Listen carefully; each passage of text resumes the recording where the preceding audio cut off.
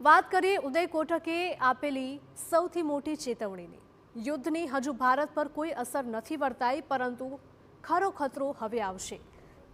CIIના વાર્ષિક બિઝનેસ સમિટમાં આ ચેતવણી છે કે દેશના જાણીતા ઉદ્યોગકાર ઉદય કોટકે સંભવિત સંકટને દેશ સમક્ષ મૂક્યું છે। તેઓનું માનવું છે કે ભારત સંભવતઃ ઘણા લાંબા સમયથી કમ્ફર્ટ ઝોનમાં છે અને હવે દેશે ઈરાન જેવા સંકટનું કાયમી અને મજબૂત ઉકેલ શોધવા માટે થોડી ચિંતા કરવાની જરૂર છે।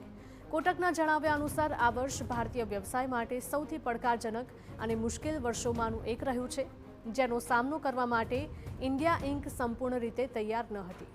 તેમણે કહ્યું કે આ કટોકટીનો સામનો કરવા માટે CIIની મદદ ખૂબ જ મહત્વપૂર્ણ છે, તો સાથે જ વિશ્વમાં વધતી જતી કટ્ટરપંથી વિચારધારા પર પણ તેઓએ ચિંતા વ્યક્ત કરી।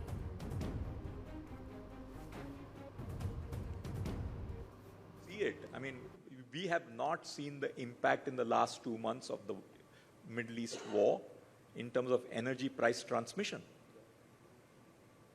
It's coming, and it's coming big. And the consumers have not felt the pressure at all. And think about a consumer with limited income having to spend more directly on fuel and indirectly on other items for fuel, or dependent on fuel. The shock is coming. We have old inventory, which has become quarter sick. તો હજી સુધી કંઈ થયું નથી, ખતરો હવે આવશે તેવી આગાહી અગાઉથી જ વ્યક્ત કરી હતી।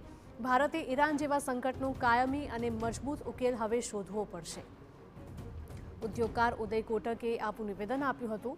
ભારતે ઈરાન યુદ્ધ જેવા સંભવિત સંકટ માટે ચિંતા કરવાની જરૂર છે અને તૈયાર થવાની પણ જરૂર છે।